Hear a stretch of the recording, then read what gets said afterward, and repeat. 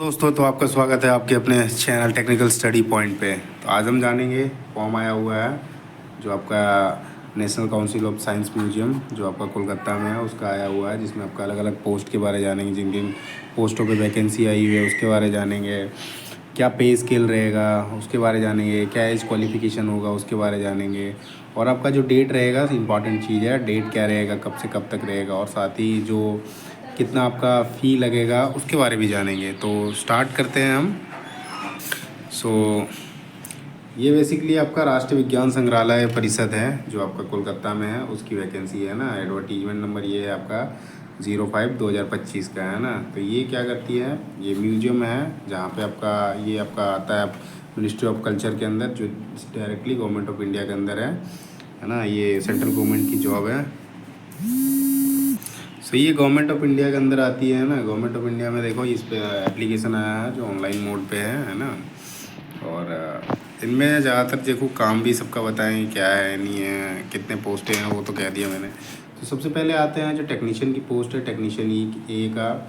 उसमें जो है टोटल पोस्ट जो है 13 है पोस्ट, जिसमें से फिटर का जो है 5 है, कारपेंटर का 6 है, इलेक्ट्रॉनिक्स का 1 है और इलेक्ट्रिकल का 1 है ना।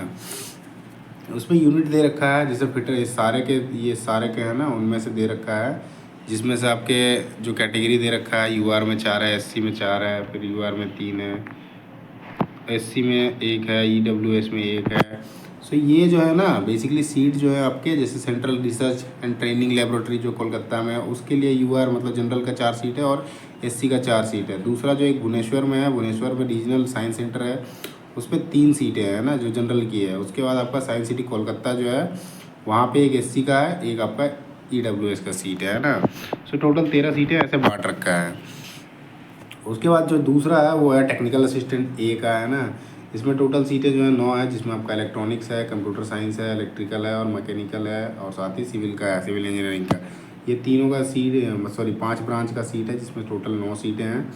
और इनका जो यूनिट है आपका कोलकाता में है, कोलकाता के साइंस सिटी में है ना। उसके बाद national council of science museum जो है कोलकाता वहाँ पे है। रीजनल साइंस सेंटर जो भुवनेश्वर में है। सारे जगह पे एक दो करके सीटें हैं, बाकी ये कैटेगरी वाइज दे रखा है। उसके बाद तीसरा जो है आर्टिस्ट का 2 सीट है, जो आपका central research and training laboratory जो कोलकाता में है वहीं पे है इसका सीट है ना। दोनों जनरल के लिए सीट है रिजर्व। उसके बाद आते हैं जो ऑफिस असिस्टेंट होते हैं, ग्रेड 3 के ऑफिस असिस्टेंट बेसिकली मान लो है ना, उसकी सीट है ये। तो उसकी टोटल 6 सीटें हैं, जिसमें से अलग अलग जो यूनिट्स हैं। आप central research and training laboratory जो कोलकाता में है वहाँ पे 1 सीट है जनरल की। उसके बाद आपका national council of science museum वहाँ पे 2 सीटें हैं, वो ओबीसी की हैं। उसके बाद आपका धन कनाल करके साइंस सेंटर है, वहाँ पे आपका 2 है, और साइंस सिटी जो कोलकाता में है वहाँ पे ओबीसी की 1 सीट है ना। सो इस तरह से टोटल सीटें जो हो जाती है आपका 30 सीटों पे आई है आपकी वैकेंसी है ना। 30 सीटों पे वैकेंसी आई है। सो आपका टेक्नीशियन का है, टेक्निकल असिस्टेंट का है, आर्टिस्ट का है, और ग्रेड जो आपका ऑफिस असिस्टेंट है उसके लिए सीट है। ये सारे यूनिट्स हो गए हैं जहाँ जहाँ पे आपका जॉब लोकेशन रहेगा उसका है, और टोटल कहाँ पे कितनी सीटें हैं, कौन सी कैटेगरी पे, ये सारे हो गए हैं ना। अब हम आते हैं जो अलग अलग पोस्टों पे आते हैं। सो यहाँ पे जैसे देख लो यही चीज़ें थोड़ा सा एक्सप्लेन कर रखा है। तो central research and training laboratory जैसे यहाँ पे यूआर और एवसी करके है, 4-4-8 सीटें हैं। तो ये चीज़ यहाँ से भी है, तो इसको स्पेसिफाइड अलग से कर रखा है। इसमें आपका अलग अलग जो ट्रेड्स हैं उनके लिए कर रखा है। तो सेंट्रल रिसर्च ट्रेनिंग लेबोरेटरी जो कोलकाता में है वहाँ पे 8 सीटें हैं टोटल, जिसमें से आपका इलेक्ट्रिकल का 1 है, इलेक्ट्रॉनिक्स का जो है 1 है, फिटर का 2 है और कारपेंटर का 4 है। जो साइंस सिटी कोलकाता है वहाँ पे 2 सीटें हैं, जिसमें से 1 फिटर की है और 1 आपका कारपेंटर की है। रीजनल साइंस सेंटर जो है भुवनेश्वर का है, वहाँ पे 3 सीटें हैं, जिसमें से आपका फिटर का 2 है और कारपेंटर का जो है 1 है। इसमें आपका पे स्केल जो रहेगा वो आपका लेवल 2 का है, 19,200 से लेकर 63,200 के बीच में आपका ये पे मैट्रिक्स रहेगा। और आपका जो स्टार्टिंग जो पेमेंट आएगा वो आपका 38,900 रुपया पर मंथ करके आएगा है ना। ये कहाँ पे आएगा? सो NCSM में जो रहेंगे ना उनका ये उसके अंदर जो रूल्स है उसके हिसाब से इतना आएगा पर मंथ। और जो बंदे भुवनेश्वर में रहेंगे उनको 36,220 का, वो 2 डिफरेंस पड़ेगा खाली HRA का, ठीक है। कोलकाता में क्या HRA लगता है 30% का, और वही आपका भुवनेश्वर में वो आपका 20% का होगा या 10% का होगा। उसके कारण ये 2,000 का डिफरेंस आ रहा है ना। 2,500 का डिफरेंस आ रहा है। तो बस यही चीज़ों का डिफरेंस आएगा, बाकी और कुछ नहीं आएगा। बाकी क्वालिफिकेशन पे आते हैं तो क्वालिफिकेशन में आपका एसएससी चाहिए, मतलब 10th चाहिए, और साथ ही आपका आईटीआई होना चाहिए किसी जिस फील्ड से आप फॉर्म भरोगे, फिटर से, इलेक्ट्रॉनिक से, या फिर इलेक्ट्रिकल से, या फिर कारपेंटर से, जिस पोस्ट के लिए आप भरते हो उसके लिए आपका आईटीआई चाहिए, है ना। सो ये इसेंशियल क्वालिफिकेशन में एक नोट कर लिख रखा है कि मतलब आपका जो है इसी से होना चाहिए। आईटीआई जो है ना, कारपेंटर होना चाहिए, इलेक्ट्रिकल फिटर और इलेक्ट्रॉनिक से। ऐसा नहीं कि आप दूसरे से करके वहाँ से आप भर रहे हो फॉर्म, वो फिर एलिजिबल नहीं करा जाएगा। तो आपका जो ब्रांच होना चाहिए इन्हीं चारों में से किसी में होना चाहिए, तभी जाके आप फॉर्म को भर सकते हो। आगे देखते हैं जो एज लिमिट है आपका 35 एज है, मतलब जनरल के लिए आपका 35 है, नॉट मोर देन 35 लिखा है, तो 35 तक है आपका। जिस दिन तक आप फॉर्म सबमिट करते हो उस दिन तक आपका 35 साल होना चाहिए, है ना। बाकी आपका एज पर जो गवर्नमेंट रूल्स है वो अकॉर्डिंग टू कैटेगरी के हिसाब से फिर आपका छूट मिलेगा, है ना, एज का। कारपेंट्री फिटर में देखो ये काम दिया हुआ है, क्या क्या कारपेंटर और फिटर जो है उनके लिए काम दे रखा है। ऑपरेशन का, रिपेयर का, फैब्रिकेशन, हैंडलिंग हो गया, पैकिंग हो गया, इंस्टॉलेशन हो गया, मेंटेनेंस हो गया, है ना। ये सारे काम रहेंगे। और इलेक्ट्रिकल और इलेक्ट्रॉनिक्स के लिए आपका हो गया tracing, drawing, operation and maintenance हो गया इलेक्ट्रिकल और इलेक्ट्रॉनिक्स इक्विपमेंट के लिए। अगला आते हैं हम टेक्निकल असिस्टेंट पे। तो टेक्निकल असिस्टेंट की टोटल 9 सीटें हैं, जिसमें से आपका अलग अलग जो है साइंस सिटी कोलकाता हो गया, रीजनल सेंटर भुवनेश्वर हो गया, इनमें दो सीट हैं। आपका कोलकाता में 2 जगह हैं, एक साइंस म्यूजियम जो है वहाँ पे 3 है, साइंस सिटी है वहाँ पे 3 है, और एक जो है आपका भुवनेश्वर में, है ना, जिसमें से ये सीटें दे रखी है। आपका मैकेनिकल के लिए एक सीट है, और जो इलेक्ट्रॉनिक्स है उसके लिए एक है। जो central research training laboratory Kolkata में वहाँ पे, इसी तरह से यहाँ पे कंप्यूटर का एक है, और यहाँ पे साइंस सिटी कोलकाता में एक है ना। बाकी भुवनेश्वर में मैकेनिकल की सीट है। इसका जो पे स्केल है आपका 29,200 से लेकर 92,300 है। तो ये आपका लेवल 5 में आता है, ये लिख रखा है लेवल 5 का। और जो भी अदर अलाउंसेस मिलेंगे वो टोटल मिलके आपका होता है। जो कोलकाता में रहोगे तो उस केस में आपका 59,600 रुपये बनेंगे, है ना। और यदि आप भुवनेश्वर हो तो 53,890 रुपये पड़ेगा, है ना। पेसी मतलब क्या है, इसमें डिफरेंसेस क्या आते हैं आपके एचआरए और टीए में डिफरेंस आएगा, उसी के कारण इतना मतलब डिफरेंस दिख रहा होगा तकरीबन 6,000 के आसपास का, है ना। भी आपका एचआरए और टीए जो है ना, दोनों का डिफरेंस आएगा ना, वही आपका बैठेगा। अगला ऐसे क्वालिफिकेशन दे रखा है। तो जो भी टेक्निकल असिस्टेंट है आपका, जिससे भी कर रखा है 3 ईयर का डिप्लोमा चाहिए मिनिमम, है ना। जिस पोस्ट के लिए आप भर रहे हो उससे आपका डिप्लोमा होना चाहिए।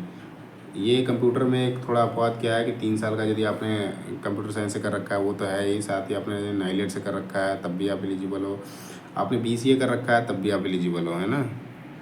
बाकी सब सेम है। आगे इसमें इसेंशियल क्वालिफिकेशन वही सेम चीज़ जैसे मैंने आईटीआई में बताया, इसमें भी इसी तरह से है कि आपका जो भी जिस पोस्ट के लिए भर रहे हो उससे आपका डिप्लोमा होना चाहिए, है ना। ये डिग्री भी दे रखा है, डिप्लोमा डिग्री जो भी है उसके लिए आप कर सकते हैं। अब बीसीए हो जाता है तो वो डिग्री होता है, बाकी जो है डिप्लोमा वाले वो डिप्लोमा चाहिए, है ना।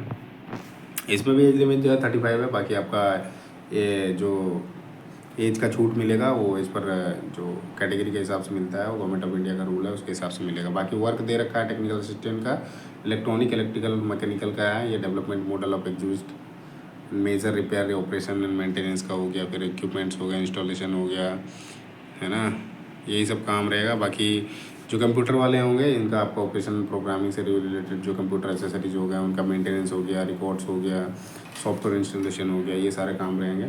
सिविल का काम है रिपेयर, मेंटेनेंस, बिल्डिंग का हो गया, इंस्टॉलेशन हो गया, और साथ ही आपका लैंडस्केप मेंटेनेंस हो गया, साइंस पार्क इंक्लूडिंग जो भी आते हैं उसके अंदर में वो सारे आ जाएंगे। उसके बाद आते हैं आर्टिस्ट का। आर्टिस्ट का आपका 2 पोस्ट है, जिसमें से यूनिट जो है आपका कोलकाता में है, central research and training laboratory, वहीं पे दोनों सीटें हैं, और दोनों की दोनों जो है जनरल की सीटें हैं। इसका दे रखा है स्केल ऑफ पे मैट्रिक्स दे रखा है, लेवल 2 की है, जिसमें आपका 19,963,200 है, और टोटल पेमेंट जो बनेगा वो 38,908 रुपये बनेगा, है ना। क्वालिफिकेशन वही है आपका diploma certificate fine commercial art में मतलब मिनिमम 2 ईयर का होना चाहिए। कब किसके बाद आपका 10th पास करने एसएलसी देख रखा है, उसके बाद आपका होना चाहिए मिनिमम 2 साल का जो है, और साथ ही 1 साल का एक्सपीरियंस मांग रखा है ना, 1 साल का एक्सपीरियंस भी होना चाहिए, है ना। और यदि बंदा 1 साल का कुछ करता है ना तो उस केस में 2 साल का एक्सपीरियंस मांग रखा है। डिप्लोमा का रखा है तो इसके साल 1 साल का एक्सपीरियंस होना चाहिए, और 2 ईयर रिलेवेंट एक्सपीरियंस। यदि आपने 1 साल का डिप्लोमा कराया तो 2 साल का आपका एक्सपीरियंस चाहिए, और यदि 2 साल का कर रखा है तो उस केस में आपका 1 साल का चाहिए, है ना। बाकी क्वालिफिकेशन का वही है आर्ट एंड डिजिटेबल में, उससे फाइबर क्लास से होना चाहिए experience in fibre class, art जो है डी लेवल का होता है उससे होना चाहिए। एसेंशियल क्वालिफिकेशन वही आपका डिप्लोमा सर्टिफिकेट होना चाहिए। डिप्लोमा मतलब आप जैसे डिप्लोमा होता है या फिर सर्टिफिकेट कोर्स होता है जो ITI होता है, सर्टिफिकेट कोर्स लगभग होता है, उस तरह का कभी आपने कर रखा होता तो आपका फिर वो फाइन आर्ट से किया होना चाहिए, कॉमर्शियल आर्ट से। एज लिमिट सेम है आपका 35 है, बाकी आपका एज लिमिट पे छूट मिलेगा एज पर जो गवर्नमेंट ऑफ इंडिया का रूल है कैटेगरी के हिसाब से मिल जाएगा। लेकिन यहाँ पे सीटें देखेंगे तो दोनों के दोनों जनरल है, इसलिए ये 35 तक ही रहेगा, है ना। जॉब डिस्क्रिप्शन दे रखा है आपका, लेटरिंग का होगा, पेंटिंग का होगा, स्क्रीन पेंटिंग हो गया, हैंडलिंग इंस्टॉलेशन हो गया, एग्जीबिशन मटेरियल हो गया, ये सारे काम रहेंगे। अब अगला आते हैं हम जो ऑफिस असिस्टेंट हैं ग्रेड 3 के, जो टोटल 6 पोस्टें हैं, जिसमें से आपका कोलकाता में जो है सीटें जो है कोलकाता में है 3 और 4 सीटें जो है कोलकाता में, और 1 सीट जो है आपका उड़ीसा में है ना।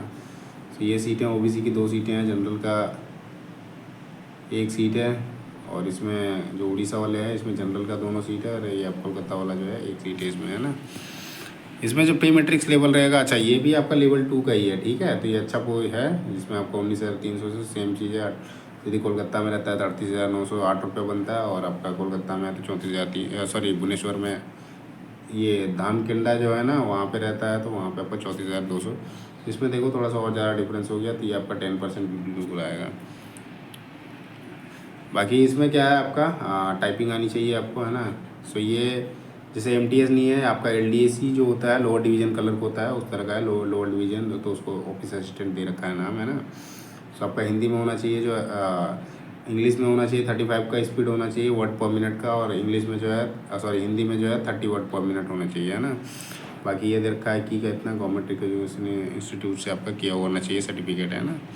एज लिमिट इसमें बहुत ही कम है, बहुत ही कम मतलब काफ़ी है, 25 साल है, और जो भी है आपको कैटेगरी के हिसाब से वो छूट मिलेंगे ना, क्योंकि यहाँ पे देखो अलग अलग कैटेगरीज में सीटें हैं। उसके बाद ये गाइडलाइंस और इंस्ट्रक्शन है, तो ये तो आप पढ़ सकते हो। आगे चलते हैं कैसे अप्लाई करना है। तो अप्लाई करने के लिए आपका ये दे रखा है ऑनलाइन मोड पे है ना। ऑनलाइन मोड पे ये दे रखा है https://ncsm.gov.in। मैं इसको लिंक डाल दूँगा कमेंट पे, सो वहाँ से आप डायरेक्टली कर सकते हो, है ना। ये साइज़ दे रखा है फोटोग्राफ का, और सिग्नेचर का साइज़ दे रखा है 100 KB तक का होगा, वो चलेगा, है ना। एप्लीकेशन का लिख रखा है कि आपका जो फ़ी लगेगा वो 885 रुपया है, जिसमें से आपका 750 प्लस जो 18% है वो GST लगा के 18% GST जो होता है 135 रुपया होता है, तो टोटल आपका 885 रुपया हो जाता है ना। जो बंदे वूमेन हैं, ST SC कैंडिडेट हैं या PWD कैंडिडेट हैं, उनके लिए कोई पेमेंट नहीं लगेगा, है ना। पेमेंट आप डेबिट कार्ड, क्रेडिट कार्ड या फिर ऑनलाइन कर सकते हो नेट बैंकिंग से भी, और वो लास्ट डेट जो है आपका 23/5/2025 तक आप फॉर्म भर सकते हो। तो मतलब आपके पास अभी काफ़ी समय है, तकरीबन आज का डेट हो गया आपका 29 अप्रैल का, तो अभी आपके पास तकरीबन 25 दिन समय है, तो आप कभी भी इसको फॉर्म भर सकते हो ना उससे पहले। और पेमेंट भी है 23/5/2025 तक का ही, है ना। सो इस वीडियो में इतना ही था। वीडियो अच्छा लगे, हाँ एक चीज़ और मैं बताना भूल गया, यदि आप किसी गवर्नमेंट में एम्प्लॉय हो तो उस केस में आपको वहाँ से नो ऑब्जेक्शन सर्टिफिकेट लेना पड़ेगा। किसी भी गवर्नमेंट ऑर्गेनाइजेशन में, गवर्नमेंट हो गया, सेमी गवर्नमेंट हो गया, पब्लिक सेक्टर का हो गया, या ऑटोनोमस ऑर्गेनाइजेशन हो गया, तो वहाँ से आपको लेना पड़ेगा, है ना। और वो भी आपका उसका अपलोड भी करना पड़ेगा। तो ये चीज़ थोड़ी सी अलग है, क्योंकि आपको ना एट ए टाइम बहुत जगह पे क्या होते हैं NOC नहीं देते हैं। आज दिया 1 महीना 15 दिन ऐसे करके लगा देते हैं समय। आज देते हो तो समय इसलिए है अपने पास 25 दिन का समय है, तो आप लेके उसको अप्लाई कर सकते हो।